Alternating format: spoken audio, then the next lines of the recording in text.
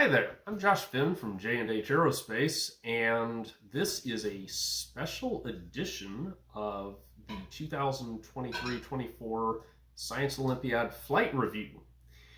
Because today we're building an airplane from scratch. And you say, but you're reviewing kits. Well, we're gonna make an exception here. So the topic of the day is that a PhD aeronautical engineer, Dr. Martin Chow, forgive me if I'm butchering his last name. He's based in Southern California. He has been making some waves, and I've been fielding more and more questions about his assertion that, at least, I think he's basically saying it for this set of rules, not necessarily for everything, because I haven't heard him claim that yet, that certain aspects of our model airplanes are unnecessary. So the angle there and these are our two things that we use to stabilize our airplanes. Alternatively, you could use both. And he's saying that you don't need those.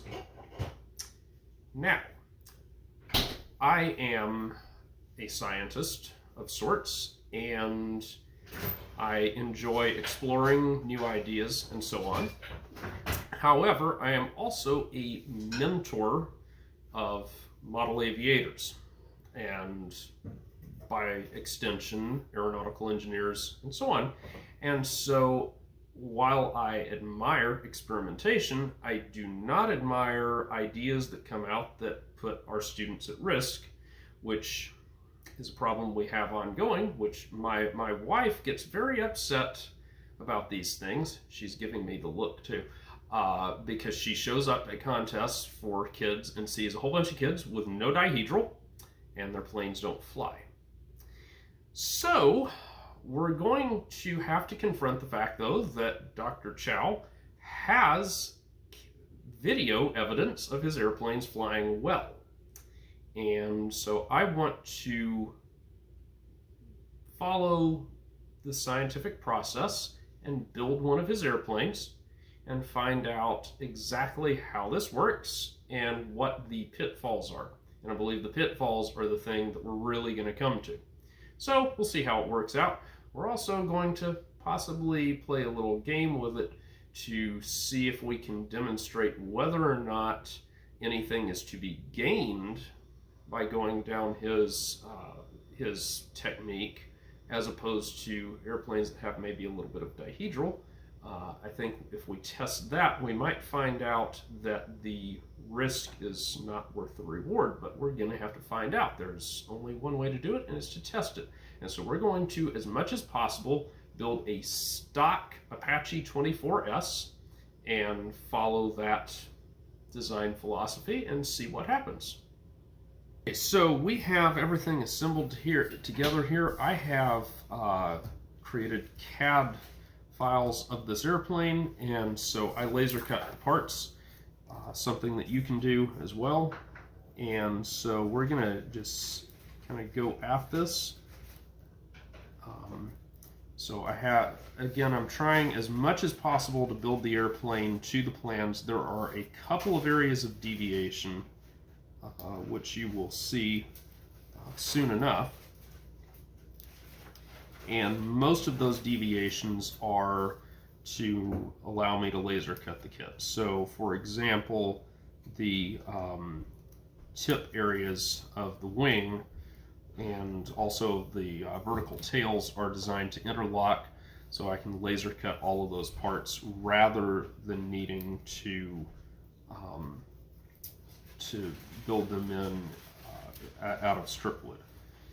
Now, if you're going for maximum performance, yes, you want to use pure strip wood. I'm not trying to do that, and besides, minimum weights and all that mean that I don't have to push for that.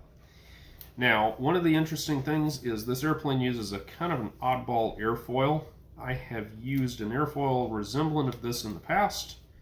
I don't know exactly where this one came from, but it is definitely unusual. Has a little more curvature at the front. It also still has that sharp curvature at the back. One of the oddball things that frankly kind of alarms me a little bit is that this airplane does use the same camber for the wing as it does for the tail. Now, we have already seen one airplane this season, the Guru propeller plane, that has that same behavior, and it flew just fine. So may not be an issue, but we'll see. Let's see, come on. There we go. I did some kind of lazy things with how I did the laser cutting on this, so that's why I'm having a little bit of trouble getting these to snap out perfectly. I also did make these ribs from fairly heavy wood because since I'm not trying to do a production kit necessarily, as I don't really have permission to, I elected to not account for kerf width and instead to just kind of eat it. And so that requires me to use slightly heavier wood.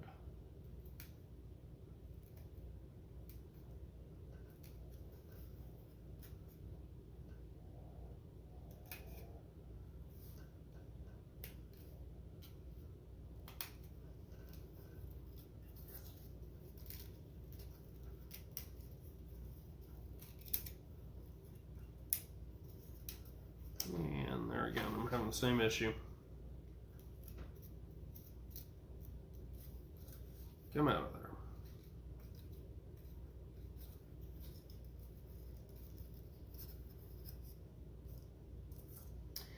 Okay, so this airplane uses some oddball construction techniques. So it starts out normal and then gets weird. So one of the things is that we're going to install our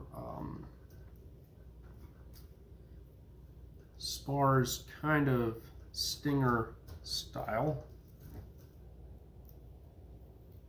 And so these are the 0.8 millimeter or 030 carbon fiber rods, and the plane calls for those front and back, which that's nothing unusual, right?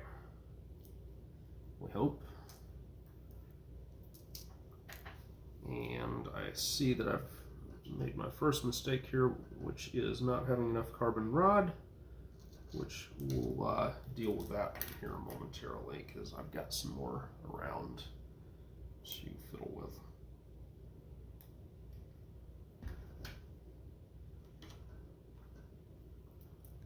And then the last thing is we need this piece of 020 rod because this airplane uses a top surface spar. Now, I'm not sure this has anything to do with what makes this airplane fly, but we're putting it on here for the sake of argument because scientific method again, only change one thing at a time. So we're gonna keep that a constant. I don't agree with it. I don't know why he's doing it. Doesn't make sense to me. And certainly at these Reynolds numbers, turbulator spars don't really make a lot of sense, but he says to do it, so we're doing it. And magically, the second trailing edge for the stab appears. So standard construction techniques are in place here. Again, nothing unusual.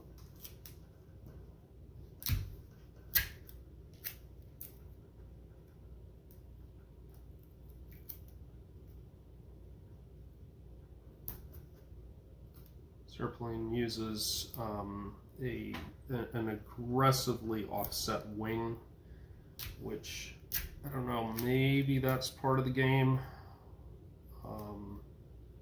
Hard to say at the moment. I do know these fly very, very flat, but I'm not sure exactly what role that plays in everything.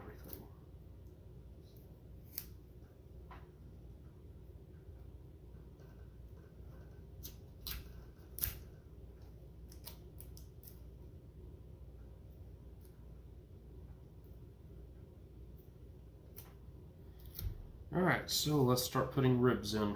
Again, more curvature at the front than at the back, but still quite a bit of curvature at the back.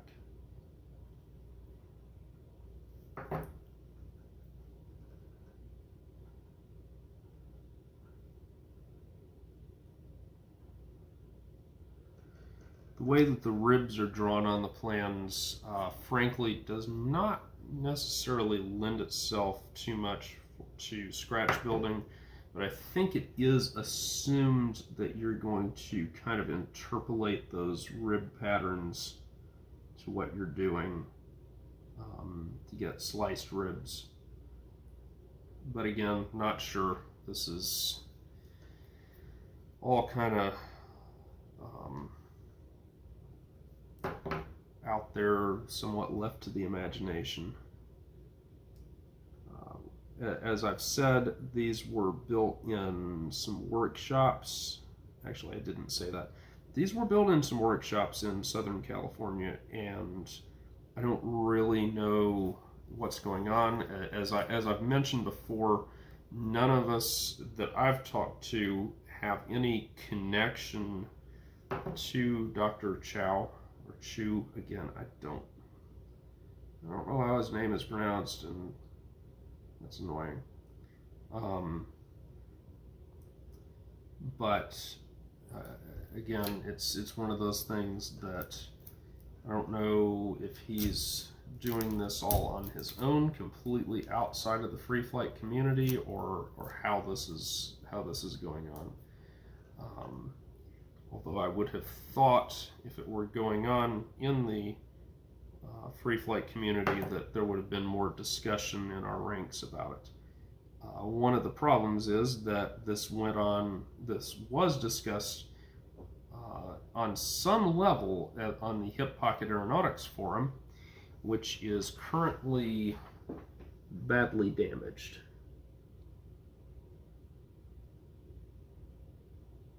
Now, I'm using a lot of glue on that, probably more than I should, but I'm not too worried about this coming in overweight.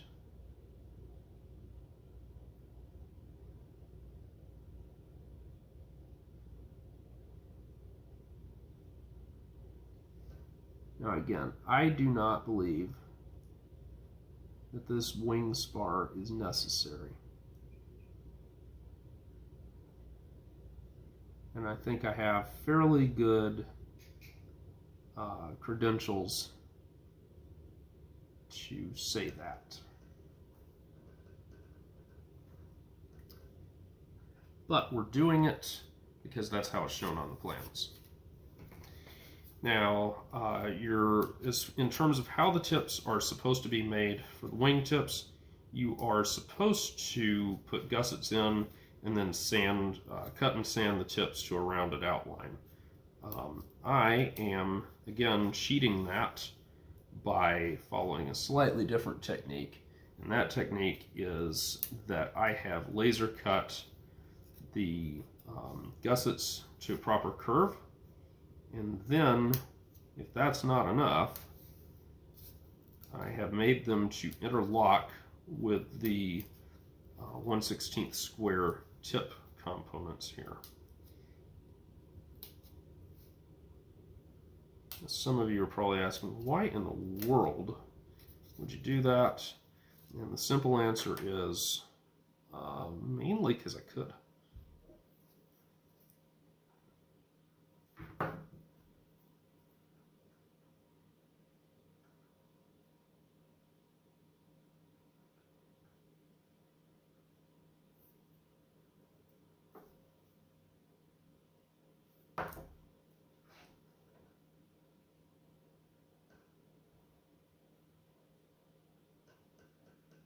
Now, you might ask, why did I not put the other one in? That's because I'm not sure how well they're going to all line up and whatnot.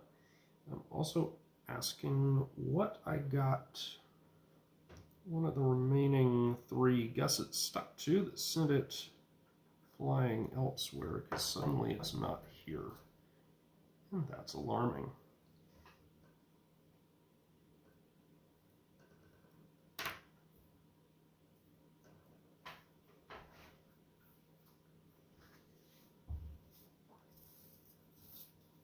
Send out a search party for it, I guess. All right, wing is now finished. So we just repeat the same process for the tail.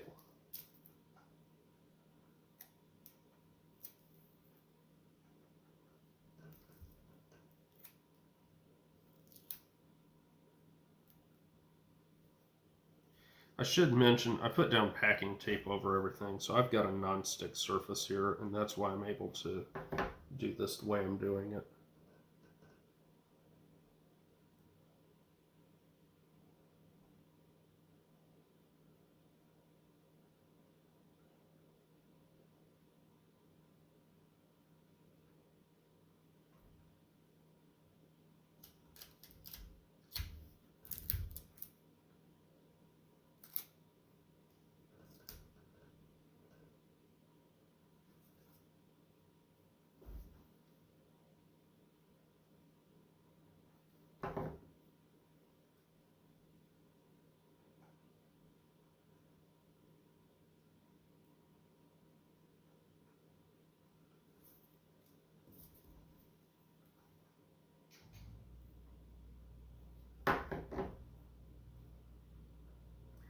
Very important to check which way you're spacing the ribs,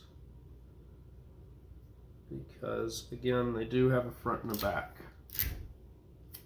And I don't know what effect it has if you reverse them.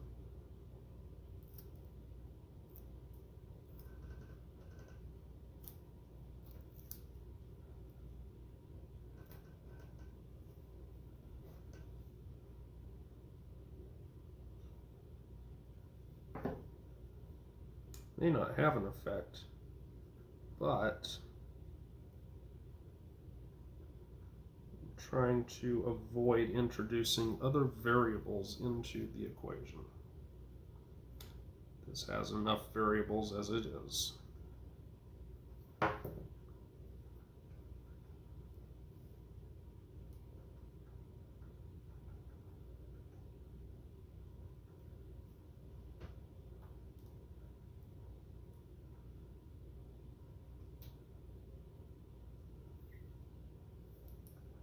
And then the last thing is to build the fins, so I'll show building one of them.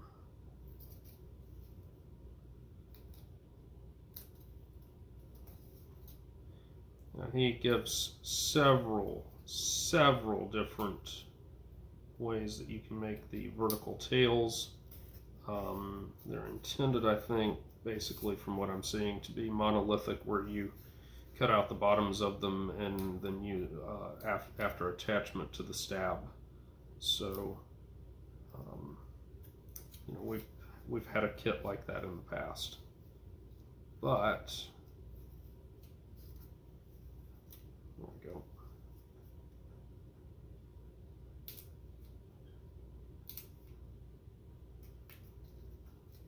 Again, because I've got the laser and I've got the cab, made everything to interlock.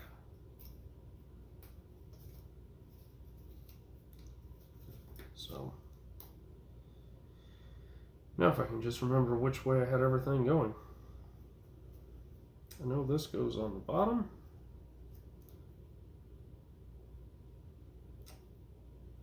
And so I think, oh, yeah, it shows to cut a kind of a curve on the top there.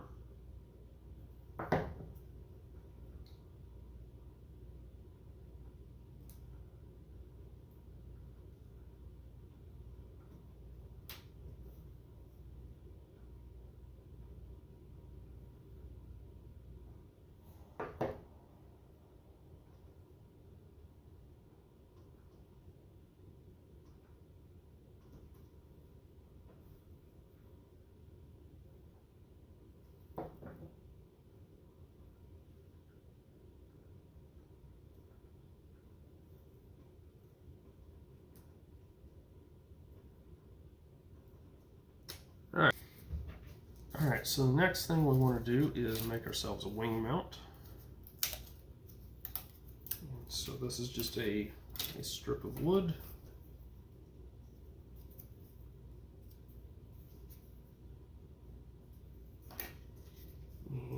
we're going to put some shrink tubing on because that's what he says to use. And he says to stretch these to have a snug fit. That sounds like a great way to have them start collapsing on you, which is something I've had happen in the past, and so I'm not a big fan of the idea of letting that happen.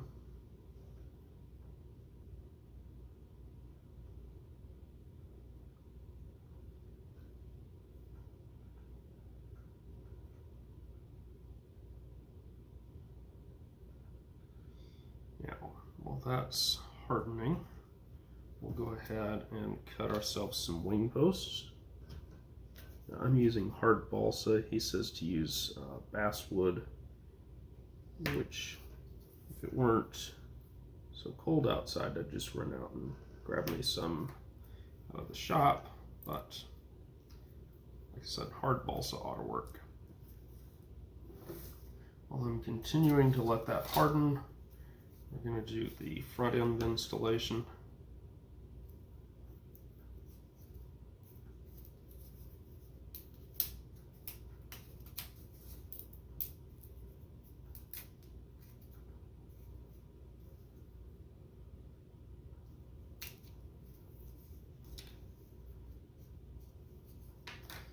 And he doesn't really, and I may have missed it in the description and whatnot, I did not see where there was a lot of discussion of how to force this Ikara prop mount in,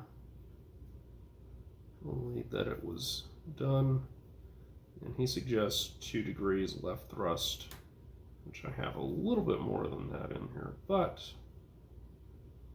we'll roll with it. And I think that's kind of how you do it, is you kind of shove it in there, make slices, and then fill with glue. Maybe, I don't know. I still feel like I put closer to 3 degrees in there, which, oh well, close enough, hopefully. This doesn't feel like it's got a lot of flex, so shouldn't give us a bunch of excess down thrust. Find something heavy to weigh that down with while I get the tail boom out here. And dang it, why you do that? Why did you do it that way, man?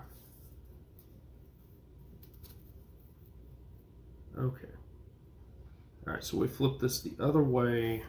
So this is done exactly per how the Freedom Flight kit is done, except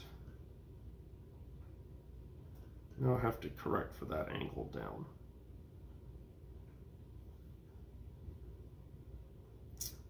Dang it. That stinks.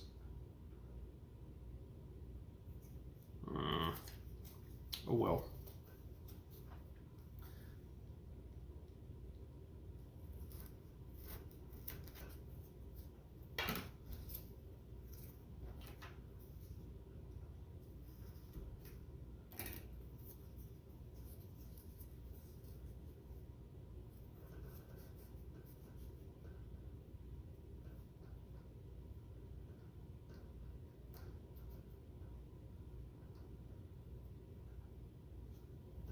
I hope that's about right. I really do.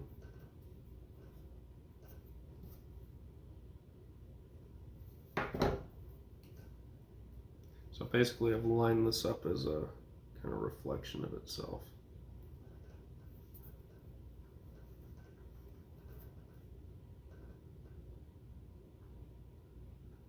We'll see how it works. I lay it on top.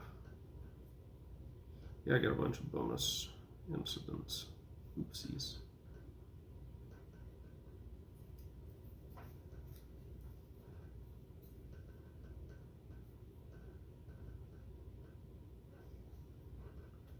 There we go. Close enough. And so the last thing is we need a rear hook. All right, I got a piece of 020 wire here, so we're going to make ourselves a rear hook out of that. So we're going to make this just a fairly simple hook. I'm not a big fan of the Icara hooks, so we're doing our own. Also, I don't have the Icara hooks, so that's also a factor.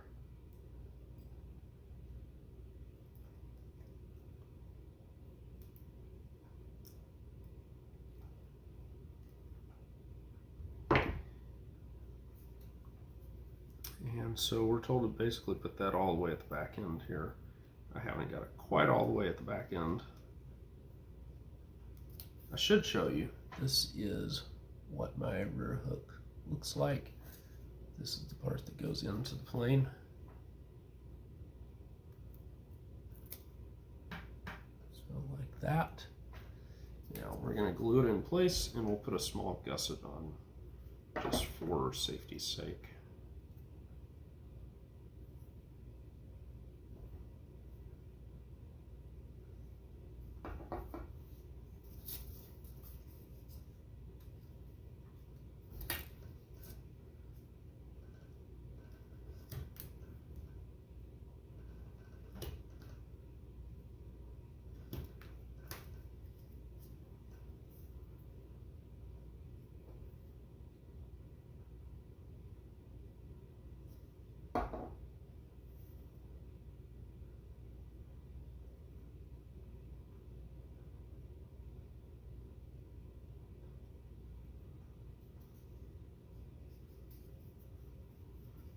And there is a gusseted rear hook.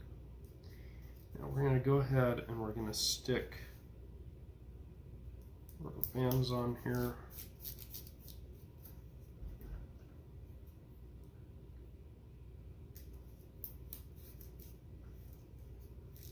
And braking part of the airplane.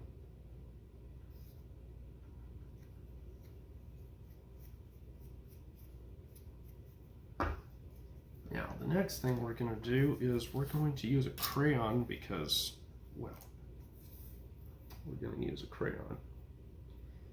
So we have 2 CG locations here. I don't understand the deal here, but that is the starting CG location he says to use.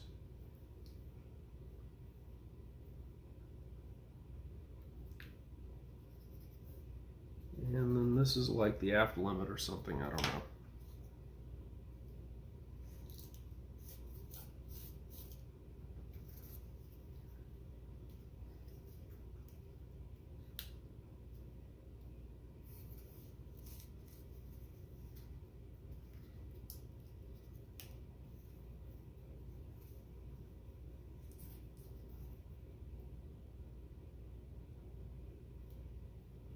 Okay.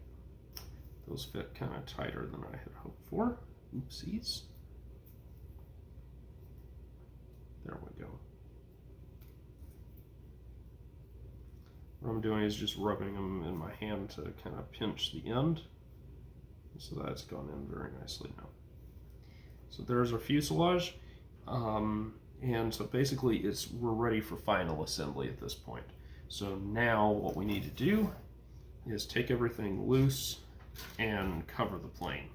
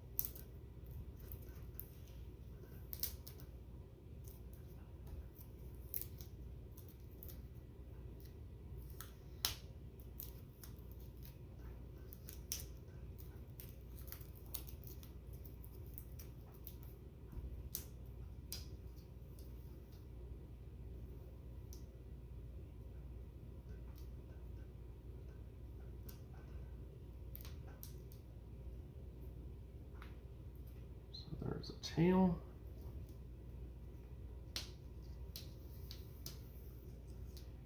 Here's a wing.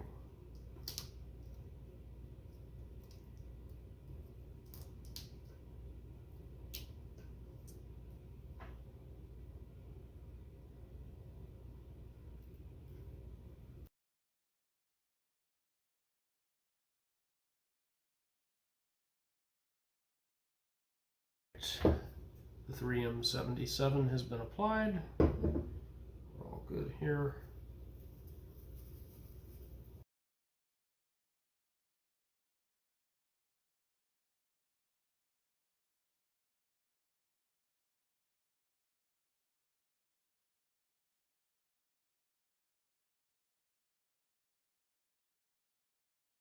Next item here is to remember what's the front and the back of the tail.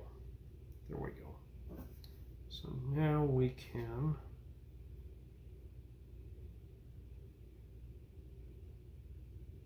attach the vertical fins, vertical tails, whatever.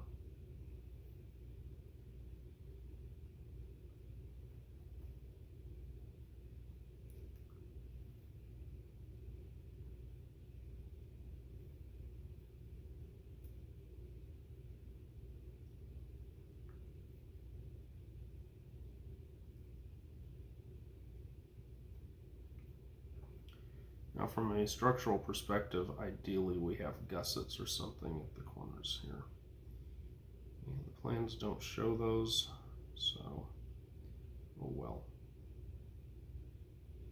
The other thing to point out is I did use the wrong size of carbon for the horizontal tail. It was supposed to be the 0.5 millimeter, the same as the wing spar. So whoopsie daisy.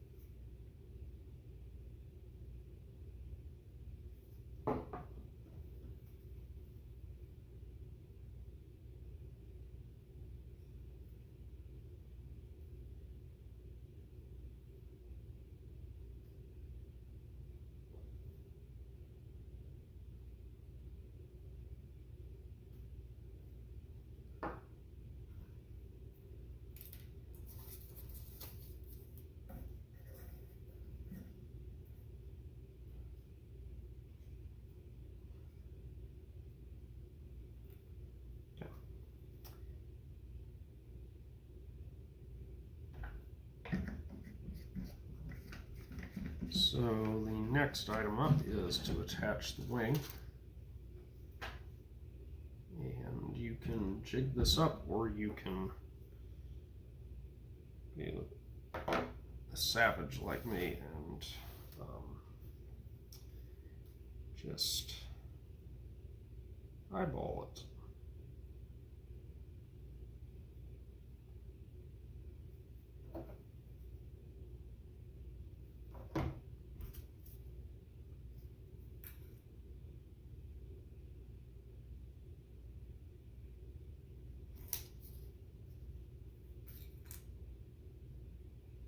This does require your glue to actually harden though.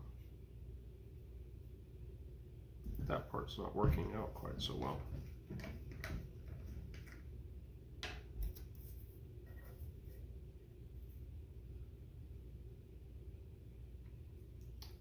As I've noted many times in the past, the problem with CA accelerator is that not only does it accelerate your CA, it also is one of the more effective thinners of 3M77.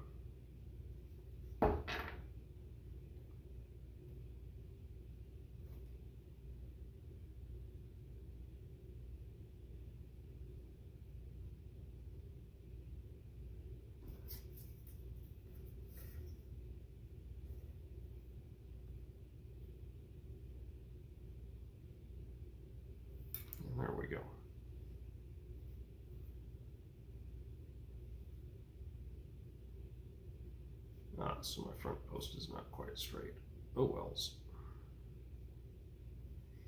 All right, and then we put the diagonal braces on here.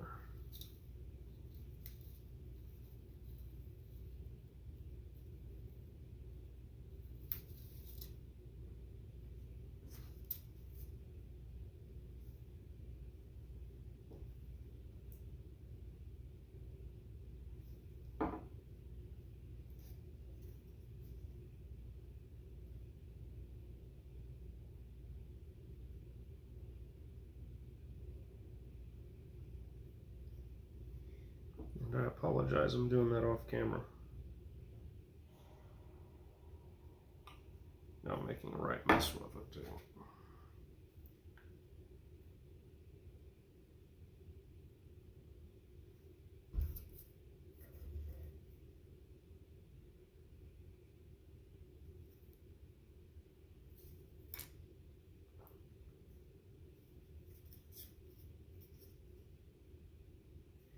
We want some small amount of wash in. I don't know how much.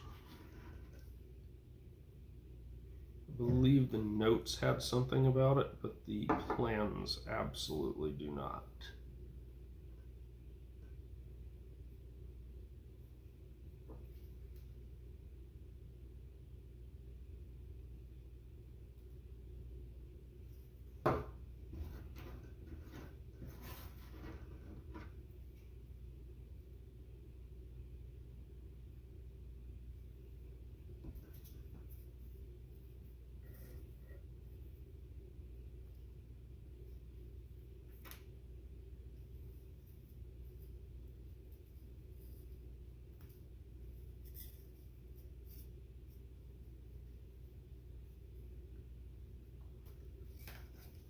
All right, there that is. And then you're supposed to glue the tail on with a little bit of stab tilt.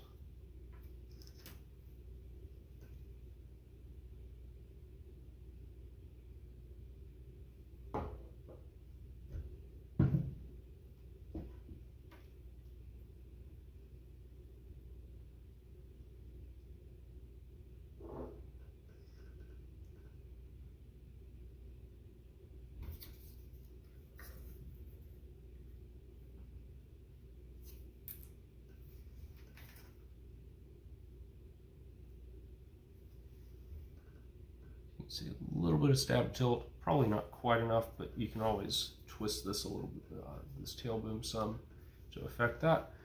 Wing is pretty much flat. We've got a tiny hint, maybe a hint, sorta, of stab tilt, or sorry, of wing twist. Not sure. I'm gonna have to weigh this at some point, but for now we're just gonna roll with it.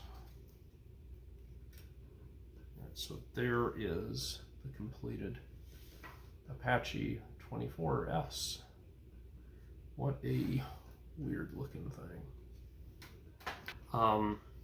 You're told to power this with a loop of 3/32, which that is not going to get you the super long flight times, because motor run on an Ikara prop with a loop of 3/32 is a little over 2 minutes, maybe about 2:20 if you're lucky.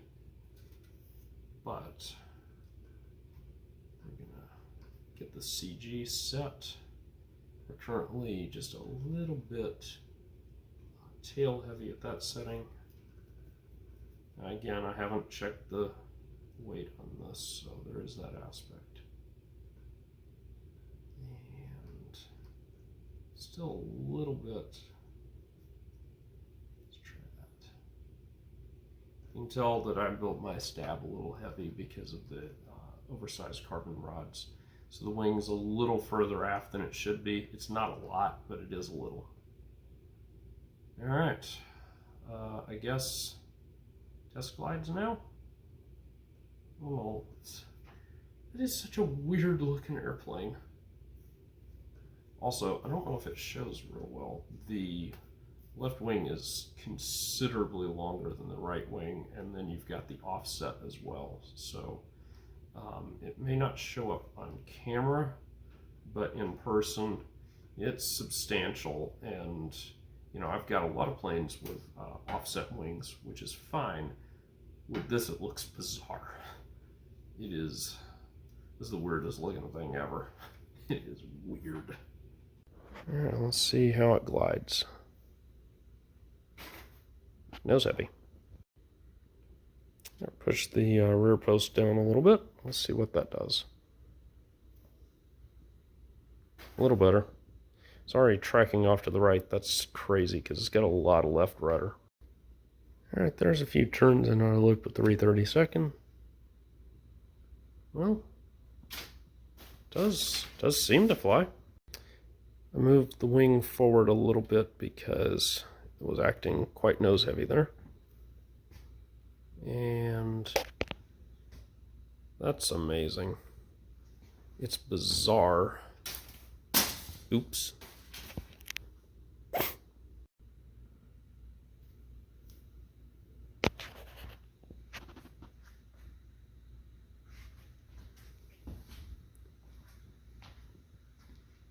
Seems to be riding right on the edge. Just really right on the edge. All right, so we've got a pretty day out here with the Apache 24, and we're going to try to send it. Since the last point that I was doing everything with the build, there have been some more videos that have surfaced, and what I'm seeing is it looks like Dr. Chow is getting about 2-minute flight times typically, which I can kind of see that. I have not been able to achieve those flight times, and I have been flying this airplane outside a little, but we're just going to see what we can do here. I think this rubber motor here has just about had it. I think that may have just been it kind of letting go. But we'll load this up and let you see kind of what it's doing. I took out all of the left thrust, and this airplane tends to dive in to the right as soon as the power comes off. So I'm hoping that by putting some of the left rudder back and then adding some right thrust, that'll take care of that problem. I've done that before and usually works okay. All right, flying on a broken motor in some wind just to see what it does. Well, that's not bad. It does not, yeah, it's not bad. It's in lift. Let's see how well it does with that. It's not bad.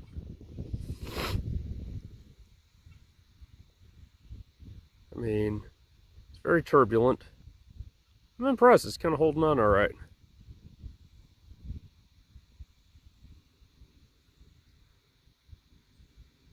That's entertaining right there.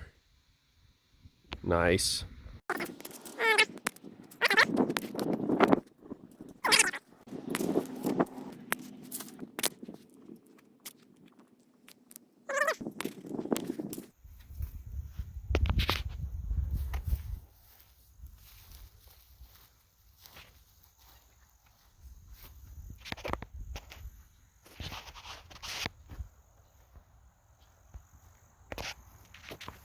Oh, let that go. Huge lift up there.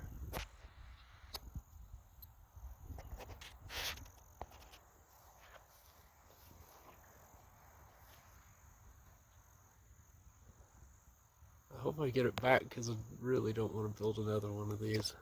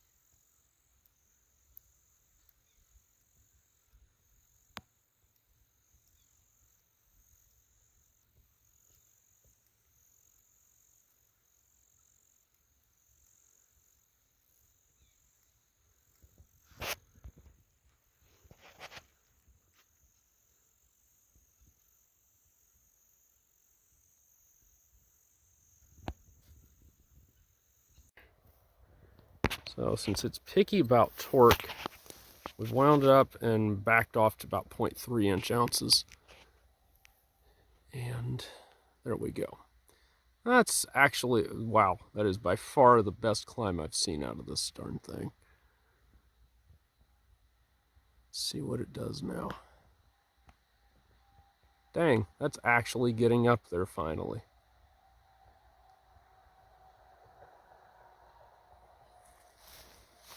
Well, let's see what it does here. I'll give it this. It looks some kind of cool in the air.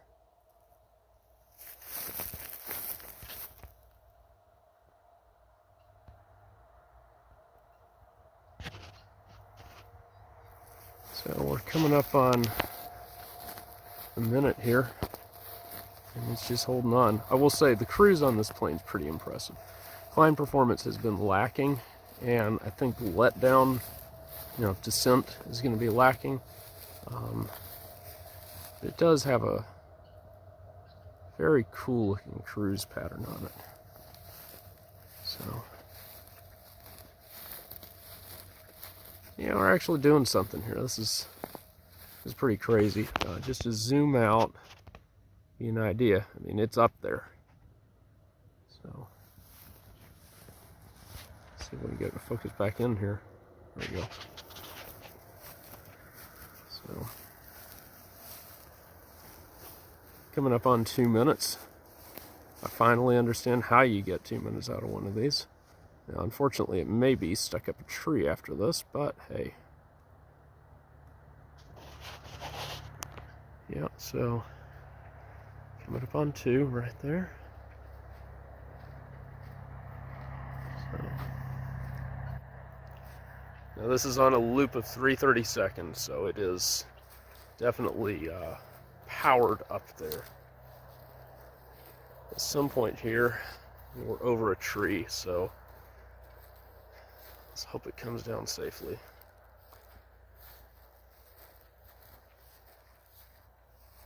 I don't know what happens when the power completely comes off, but we're about to find out. No, we're not. Ah, guess who gets to build a new airplane? Crap. So, yeah, you can tell I'm up here a ways. There. I don't know how well it shows up. There you go. There it is. So, here's the pole, hopefully. Well, that's gone excitingly.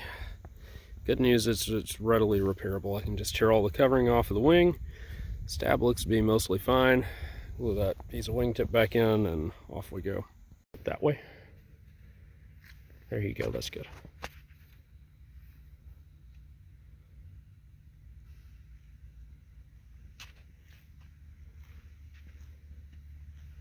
Oh, it's not turning. I mean, it is, but it's gonna need a lot more left rudder.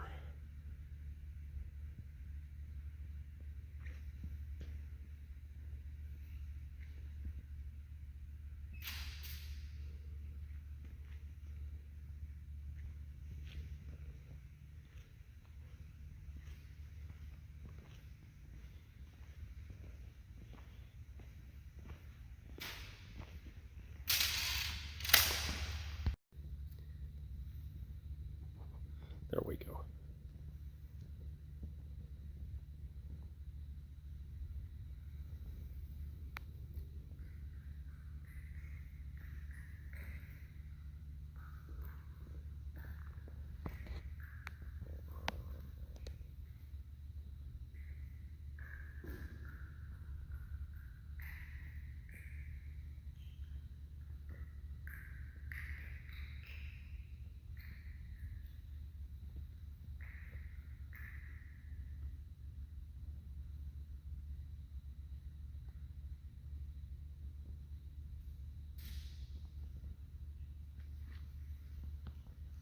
Come on, keep turning, keep turning, keep turning. Come on. And that's the end of that. All right, so you've seen some footage of this. What to say about it? I apologize for the indoor footage. Gym time is hard to get and it's precious, and so I was very short on time, so we couldn't get this thing dialed in quite right. And I apologize to y'all and to the airplane for that. We've got to get the footage out here. So we're just suffice it to say, it looks like it'll do over 2 minutes in a Cat 1 site, and there's plenty of footage out there of it doing that. That being said, you got to watch the circus act there of me trying to fly it in conditions that, if I'm honest, I didn't test this airplane in those conditions because I wanted to get it back.